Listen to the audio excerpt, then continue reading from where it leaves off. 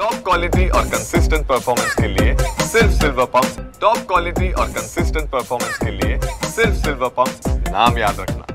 पुन्हा एकदा लढण्याची भूमिका घेताना पाहायला मिळतात, परंतु मुलाखतीत मात्र एक वेगळी भूमिका आणि पुन्हा आज वर्धापन दिनानिमित्त एक वेगळी भूमिका।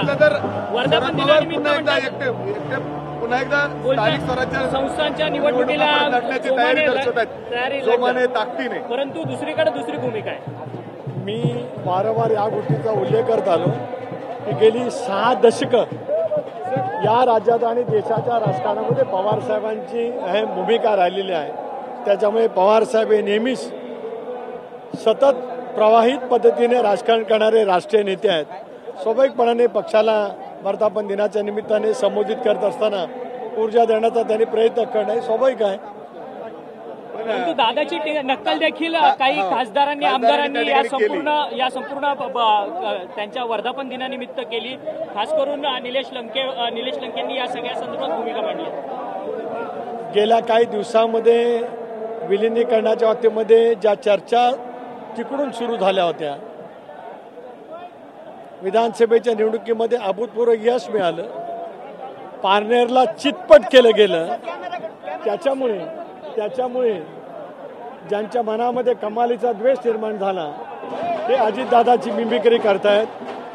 महाराष्ट्रातल्या जनतेने यांची मिमिक्री 10 पेक्षा कमी जागा विधानसभेमध्ये निवडून देऊन केलेली आहे। यापेक्षा या विषयावरती मला आज अधिक काय बोलायचं नाही। सुप्रिया सुळेंनी शिदोरीमध्ये मासिकामध्ये एक लेख लिहिला, त्यामुळे त्यांनी लिहिलंय की पहिलं लग्न कोंडाण्याचं मग रायबाचं लग्न काय उद्देशून आहे मला माहीत नाही, कारण त्या सुद्धा राष्ट्रीय कार्याध्यक्ष आहेत त्यांच्या पक्षाच्या। त्याही दीर्घकाळ संसदेमध्ये काम करतात, त्यांना जे पक्षाच्या संदर्भात अपेक्षित असेल ते त्या कदाचित बोलले असतील। मी राष्ट्रवादी काँग्रेस पक्ष अजितदादांच्या प्रफुल्लभाईंच्या नेतृत्वाखाली सामूहिक नेतृत्वाच्या खाली जो वाटचाल करतो आहे तो आगामी येणाऱ्या स्थानिक स्वराज्य संस्थांच्या निवडणुकीसाठी आज आपण पाहिलं इतका अभूतपूर्व उत्साह यापूर्वी आपल्यापैकी अनेकांनी वर्धापन दिन नियमितपणाने कव्हर केले असतील, पण इतका अभूतपूर्व उत्साह राज्याच्या कानाकोपऱ्यातला पहिला प्रथम पाहायला मिळाला। मला असं वाटतं की विधानसभेमध्ये जे यश जनतेने दिलंय ते स्थानिक स्वराज्य संस्थेच्या निवडणुकीमध्ये घड्याळाच्या चिन्हावरती राहील। दोन्ही राष्ट्रवादी एकत्र येण्याची चर्चा आहे। दोन्ही राष्ट्रवादी एकत्र येण्याची चर्चा आहे। अंतर्गत वाद आज कुणाच्या वाट्यावर आला? त्याचं कारण जयंत पाटलांनी जे विधान केलं ना की 7 वर्ष मला संधी दिली, तो रोहित पवारांना इशारा होता असं बोललं जाते आणि रोहित पवार म्हणतात की आता नवीन चेहऱ्यांना संधी। अंतर्गत क्लेश आहे सगळं। त्यांच्या अंतर्गत काय कलह आहे, काय परस्परांच्या बद्दलच्या टोकाच्या भूमिका आहेत, याबद्दल मला कुठलंही राजकीय भाष्य या ठिकाणी करायचं नाही।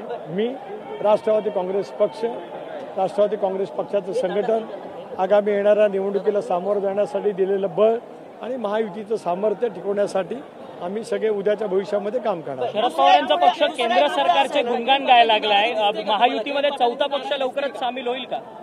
ते शेवटी त्यांनाच माहिती। दोन्ही राष्ट्रवादी एकत्र येण्याची चर्चा आहे, तुम्हाला काय वाटतं? दोन्ही राष्ट्रवादी एकत्र यावी का किंवा काय पुढच्या काळात अशी काही शक्यता आहे? मी वारंवार ही बाब सतत स्पष्ट केली की 2014 सालापासून भारतीय जनता पक्षाबरोबर एनडीएमध्ये जाण्याची चर्चा किमान 5 ते 6 वेळा झाली, परंतु ती रूपांतरित झाली नाही।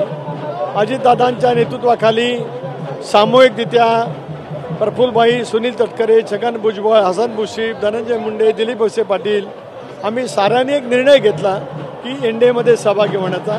आमच्या निर्णयावरती जनतेने शिक्कामोर्तब केलंय। या विचाराशी जे पोषक असतील ते पक्षामध्ये येतील, निधीवरून विनाकारण अजितदादांना टार्गेट केलं जाते असं वाटतं? निश्चितच। आणि यावेळचा अर्थसंकल्प हा दादांनी अतिशय उत्तम पद्धतीने मांडला। सामाजिक न्याय, आदिवासी विभागाला गेल्या वर्षीपेक्षा मोठ्या प्रमाणावरती निधी वाढवून दिला आणि शेवटी होणारे निर्णय हे सामूहिक निर्णय असतात। मुख्यमंत्री, उपमुख्यमंत्री आणि सारं मंत्रिमंडळ घेत असतं, त्याच्यामुळे केवळ टीकेचं लक्ष जाणीवपूर्वक अजितदादांना केलं जात आहे।